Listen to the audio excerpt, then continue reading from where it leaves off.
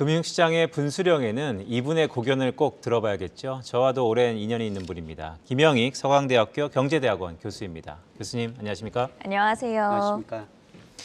일단 시간이 많이 지나서 단도직입적으로 말씀드리겠습니다. 일단 연초 이후 국내 증시가 참 부진했는데 도대체 이러한 부진은 어디까지 이어질까요? 저는 뭐 계속 작년 말부터 전망하면서 올 4월이 저점일 것이다. 올 한 해만 보면은 그래서 4월이 그 주식을 싸게 살 수 있는 기회다. 이런 말씀을 계속 드리고 있는데요. 뭐 지금 4월이라서 제가 그런 전망을 했는데 전망이 맞을지 좀 두렵습니다. 4월이 그러니까 올해의 가장 저점이 될 것이다. 예. 이렇게 전망을 해주셨는데요. 투자 전략을 세우는 데 있어서 그럼 장기적으로 좀 유망하게 바라보는 업종이 있으실까요? 저는 뭐 4월이 저점이지만은 기본적으로 지금 경기가 둔화되는 국면이거든요. 네. 내년 상반기까지는 경기가 둔화되는 국면이기 때문에 경기가 둔화되는 국면에서는 상대적으로 좀 안정적인 투자, 배당 투자 이런 걸 해야 된다고 보고 있습니다. 대표적으로 통신, 전기가스 이런 건데요. 그런데 뭐 삼성전자 등 이런 우량주들이 지금 주가가 이익에 비해서 상당히 저평가 국면에 들어섰다고 보고 있습니다. 네. 제가 작년 하반기부터 주가 전망을 좀 비관적으로 봤던 이유는 우리나라가 일평균 수출 금액이나 명목 GDP 이런 것 가지고 주가가 좀 가대평가됐다. 주가가 떨어질 수 있다. 이런 말씀을 드렸는데 올 2월부터는 그런 경제 변수에 비해서 역시 저평가됐고요. 뭐 삼성전자는 담당 애널리스트가 저 잘 알겠습니다만은 이런 거 주가 지수에 보면 역시 삼성전자 등 이런 주식도 저평가 영역에 들어섰다. 그래서 뭐 당장 5월, 6월 가면서 반등할 수 있다 이렇게 보고 있습니다. 네, 삼성전자 말씀을 주셨기 때문에 좀 더 다뤄보겠습니다. 사실 이번 주에 삼성전자 영업이익이 13조 9천억 원, 그러니까 시장의 컨센서스인 13조 원을 훌쩍 넘었음에도 불구하고 주가는 여전히 7만 전자를 깨고 밑으로 내려와 있습니다. 그런데 교수님께서는 이럴 때 삼성전자가 좀 저평가돼 있다, 지금이 매수 시기다라는 말씀을 주셨어요. 어떤 내용인가요? 뭐 삼성전자가 9만 5천 원 갈 때 주가 지수를 고려해가지고 한 7만 5천 원까지 떨어질 것이다 이런 말씀을 드렸는데 지금 6만 전자가 됐는데요. 저는 뭐 이익에 비해서 지금 저평가 영역에 들어섰다. 그리고 외국인들이 계속 삼성전자 주식을 팔면서 떨어졌는데 저는 다음 달 이후로는 외국인들이 삼성전자를 좀 살 수 있다 이렇게 보고 있습니다. 뭐 그런 거는 환율 측면에서 저는 거시경제 측면에서 고려하고 있는데요. 환율이 원달러 환율이 1,220원 정도에서 움직이고 있습니다만은 거시경제 변수 뭐 우리나라하고 미국하고 실질 금리 차, 그다음에 경상수지, 그다음에 중국 위안, 그다음에 중국 뭐 달러 지수 이런 걸 전부 고려해 보면요. 지금 환율 1,220원은 너무 높다고 생각하고 있거든요.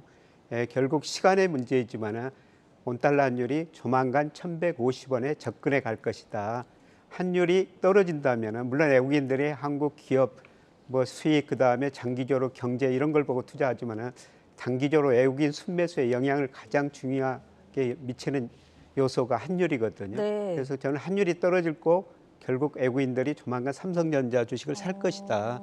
그래서 5월 뭐 3분기까지는 삼성전자 주가도 반등할 것이다. 그런데 기본적으로 제가 말씀드린 것은 내년 상반기까지는 경기가 수축 국면이니까 뭐 추세적인 상승은 아니고 저평가가 해소되는 과정에서 주가 지수도 오르고 삼성전자 주가도 오를 것이다 그렇게 보고 있습니다. 경기 자체는 그러니까 둔화될 가능성이 높지만 그 가운데 삼성전자는 환율 흐름을 좀 보면서 저평가 국면이 해소될 수 있는지 이 점에 대해서 살펴보자라고 조언을 주셨습니다. 닥터둠이라는 별명이 있으실 정도로 좀 시장에 대해서 보수적으로 바라보시는 편인데 이렇게 삼성전자 지금이 가장 싸다라고 이야기를 해주시니까 굉장히 의외라는 생각도 들고 또 인상적인데 상반기로 넘어가서 좀 실적이라든지 버텨줄 방어주들을 꼽아주실 수 있을까요? 아마 올해 연간 전체 이익은 작년보다는 좀 줄어들 거로 생각하고 있어요. 1분기는 삼성전자, LG전자 굉장히 이익이 좋게 나왔지만은 제가 요새 기업들 방문해 보면은 기업들이 걱정하는 게 상품 수준을 일정한 가격에 받아놨는데 원자재 가격이 많이 오르고 있거든요. 그래서 한국은행에서도 뭐 기업 경기 실사 지수 할 때 기업들한테 채산성을 물어보는데 지난거 3월 채산성 BSI를 보니까 급락했더라고요. 그게 아마 2분기, 3분기 가면서 경기도 둔화되고 금리도 오르니까 이자 비용이 좀 올라가면서 기업이 연간 전체적으로 보면은 작년보다 좀 감소했을 것이다. 그런데 상대적으로 뭐 통신 같은 거는 네. 이런 거는 경기에 좀 덜 민감하거든요. 유틸리티 전기가스, 업종 유틸리티 같은 거. 예. 이런 것들은 상대적으로 견조하리라고 보고 있습니다.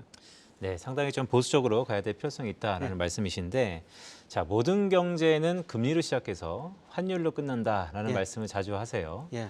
지금 시점에서 금리와 환율 전망을 좀 여쭌다면 어떨까요?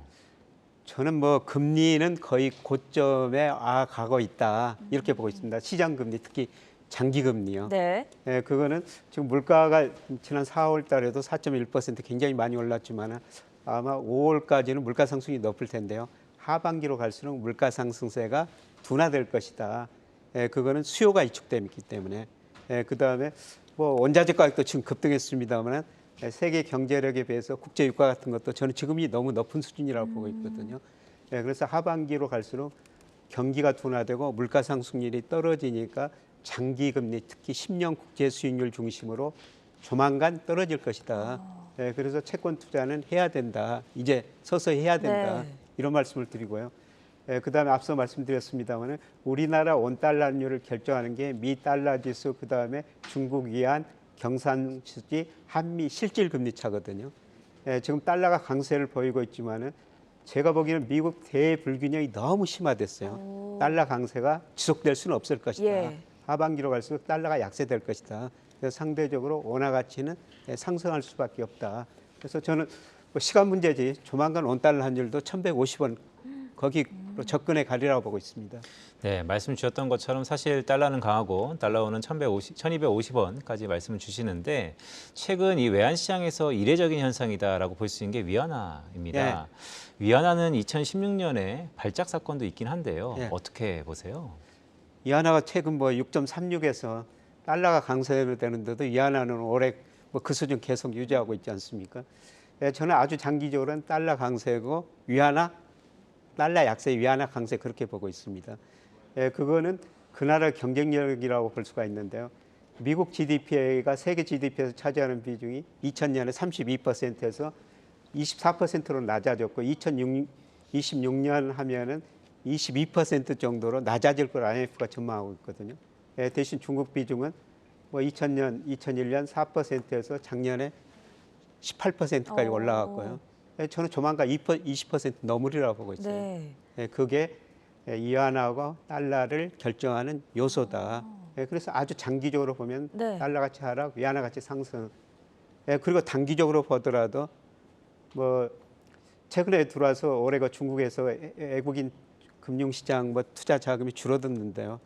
저는 기본적으로 중국의 경상수지는 흑자가 이루고 지금 JP모건, 골드만삭스가 중국 진출을 늘리는 것처럼 중국으로 돈이 계속 들어가리라 보고 있거든요. 그렇기 때문에 위안화는 강세로 갈 것이다.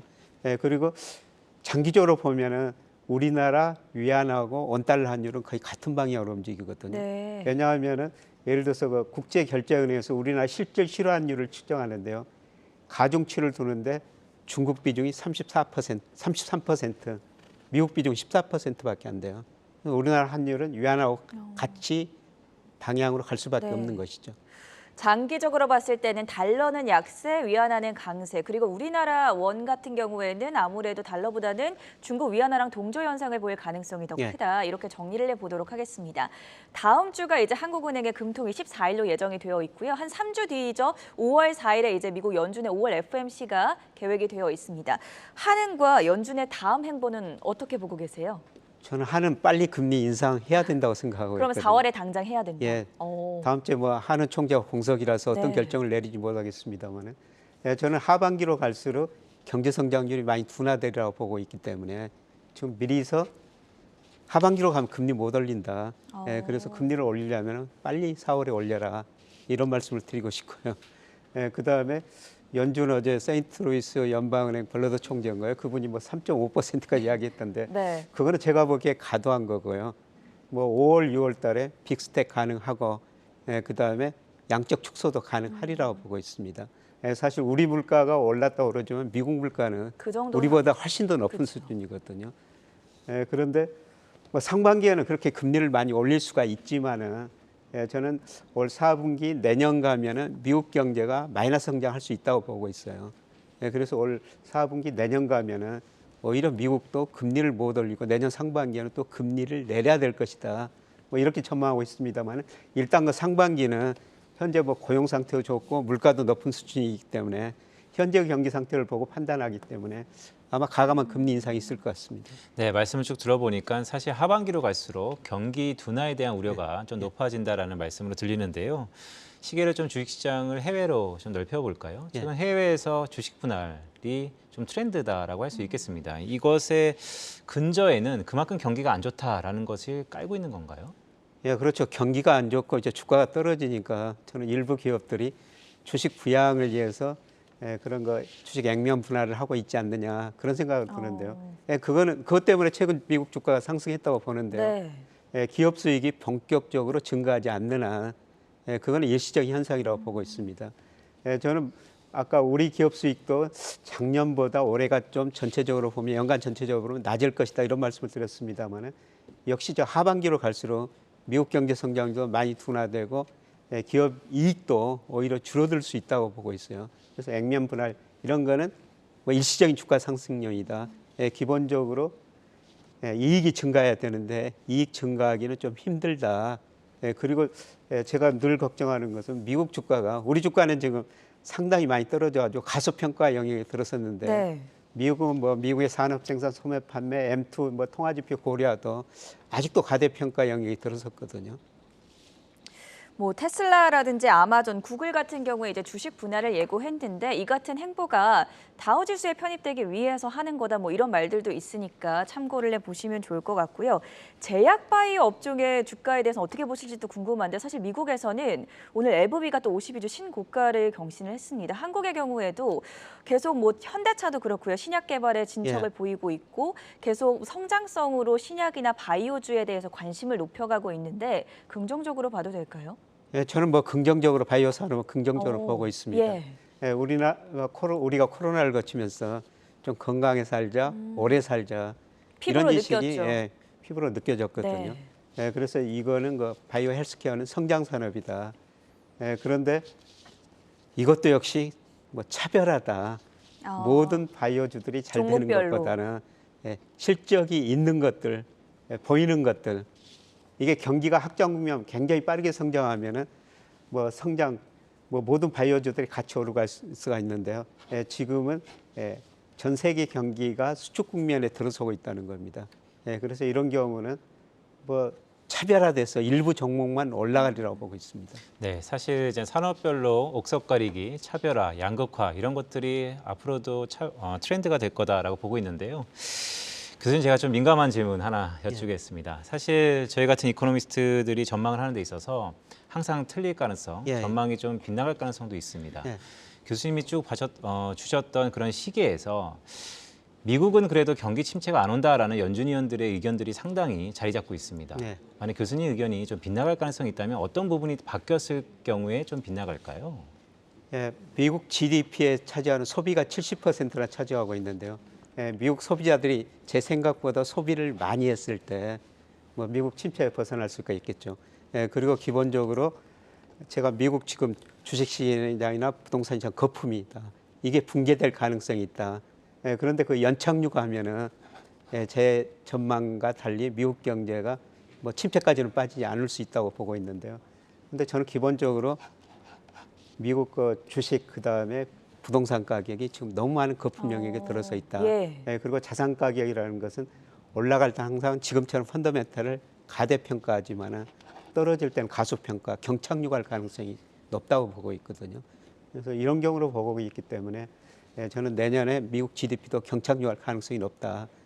그런데 말씀드린 것처럼 미국 소비가 꾸준하게 증가하고 자산 가격이 연착륙하면은 뭐 제가 예상한 것보다 훨씬 좋을 수는 있죠. 네, 결국 미국 경제가 소비 경제다 보니까 소비의 향후 향방이 매우 중요하다라는 말씀을 드리는데요.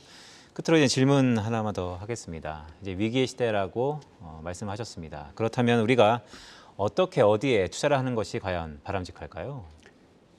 저는 뭐 자산 배분이 굉장히 중요한 시기라고 하는데요. 우리가 뭐 주식만 투자하는 게 아니라 채권도 투자해야 되거든요. 저는 내년에는 전 세계 경기가 나빠진다. 그래서 지금은 채권 투자를 늘려야 된다. 그리고 이게 주가가 저는 박스권, 우리는 박스권이라고 보고 미국은 더 떨어지라고 보고 있는데요. 이럴 때는 좀 기대 수익률을 낮추고 배당 투자 중심으로 해야 된다. 네, 그래서 우리나라가 좋은 기업들이 뭐 4 내지 5% 배당 주는 기업들이 많이 있거든요. 뭐 은행 이자보다 훨씬 더 높죠. 네, 그래서 기대 수익률을 좀 낮추고 배당 투자 중심으로 내년 상반기까지는 하시면은 또 경기 순환, 또 저점이 오고 확장 국면에 들어서면은 우리가 뭐 성장주, 경기 관련주 얼마든지 싸게 살 기회가 있거든요. 네, 그거는 내년 상반기가 아닌가 그렇게 생각하고 있습니다. 네, 경기가 전체적으로 둔화하는 국면 속에서 자산 배분의 중요성 그리고 특히나 배당주에 대한 강조를 해주셨고요. 우리가 가장 많이 투자하고 있는 종목이죠. 삼성전자에 대해서는 지금 현 시점이 가장 싸다. 저점 매수 구간으로 잡아도 될 것 같은데 그 과정 속에서 환율이 이제 오늘 9거래일 만에 1220원을 넘어섰었는데 1150원대까지 하락할 가능성이 있기 때문에 이 점에 초점을 맞추자라고 도움 말씀을 해주셨습니다. 지금까지 김효영 서강대 경제대학원 교수와 함께했습니다. 대단히 고맙습니다. 네, 고맙습니다.